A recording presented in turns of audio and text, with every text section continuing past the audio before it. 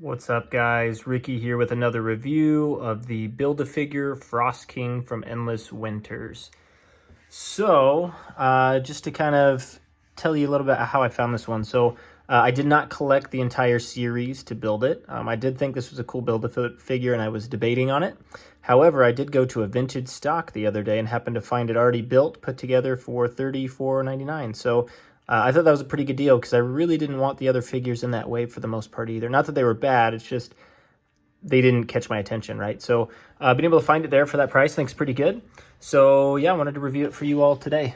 So as you look really quick, so we got some really good details here. So I love the blue tones that they did on the arms and on the face. I think it's a really neat color blue.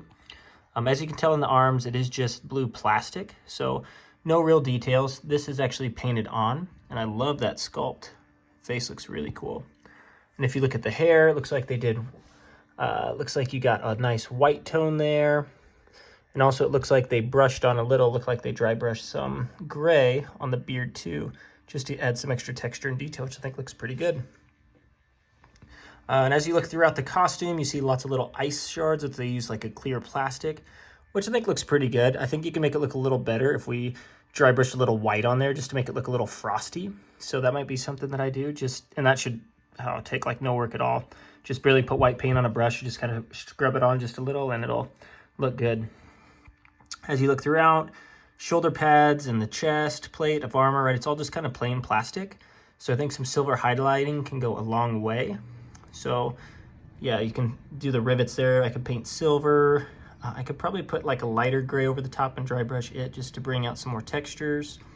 Definitely some opportunities around the buckles on both. Definitely looks like we can benefit from a black wash too, just to fill in some of those gaps, which look good.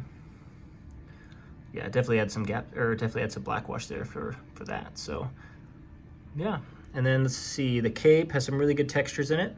So look at those extra textures and details like throughout the ripples too, like, and the tears, right? It looks so good. I love that. And then you got this really cool sword, which is just like the frosty ice on the rest, which like I said, could benefit from a white dry brush. And then you have some really cool boots with some nice fur on it, which look pretty good and really good detail. So very impressed with this figure as far as like the sculpt and the detail, which McFarlane never does bad with for the most part. Like I said, I think that's where they excel. Now, opportunities with most McFarlane are the paint applications. So that is definitely what I'm going to do, is definitely some highlighting, some black wash. And I'll show you like a little, I'll have a little quick custom video on it too, because I definitely want to make this one look better. But, I mean, do you need to? Not necessarily. I think this Build-A-Figure actually is pretty fun, pretty legit. So definitely not disappointed by it, for sure. So let me show you the articulation really quick. Okay, so here we go. So we have the Frost King. Well, that's a good start. Frost King's head comes clean off, which is pretty good. So, no. So when I got this figure, I noticed like some of the stuff isn't put on very well. And I don't know if that's normal, like if it's really that challenging or what, but its head goes up a little bit. It does have a double ball joint on the inside. You do get decent rotation, but the beard kind of gets in the way. You can get him to look down a little bit and look up a little bit, but the head does pop off pretty easy, just to let you know. You do have shoulder articulation, goes up about that high. So unfortunately it does not go up very high because the shoulder pads are actually a solid plastic, not a flimsy plastic, and is stuck in the shoulder blades right there. So that's a little bit tricky there for sure. Then you have a swivel, an elbow swivel down at the bottom, and you do have single jointed elbows, so you can get it up just a little bit. And you do have kind of the standard McFarlane wrist articulation. So it does go side to side. And you do have a little bit of a pivot there as well. So not too bad there. Now, as far as ab crunch, it can go forward like pretty much non-existent, so not very much. The armor kind of gets in the way of that. And it can go back a little bit, but not very much. And then you got a hip swivel there. Now, you do have legs go up about this high, so not too high. This kind of gets in the way. And the legs kind of came off a little bit on it too. So I don't know if they were put on well or if it just kind of comes loose easy. But it does have double jointed knees, so you can get them up pretty decent.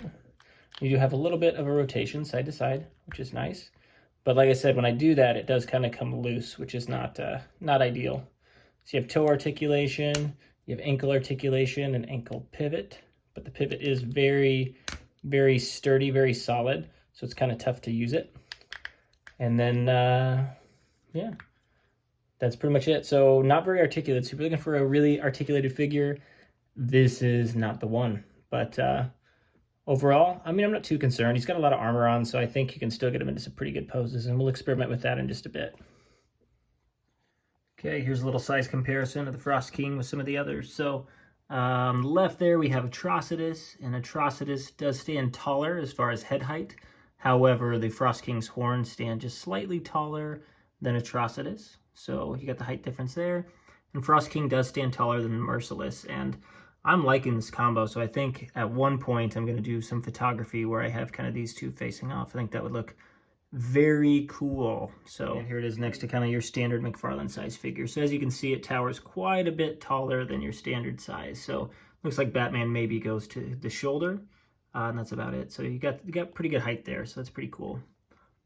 So, and as you can see, I didn't talk about this, but I did do a little wash black wash on Atrocitus just to fill in those details, which I think make it look quite a bit better. So yeah, pretty cool.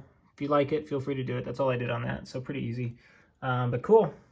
Let's get into final thoughts. Okay, final thoughts on the Frost King. So overall, I think the sculpt, the detail, the size, just the look of the figure, I think is phenomenal. So I think it's a great Build-A-Figure in that regard. The only complaints that I have is the articulation is not great.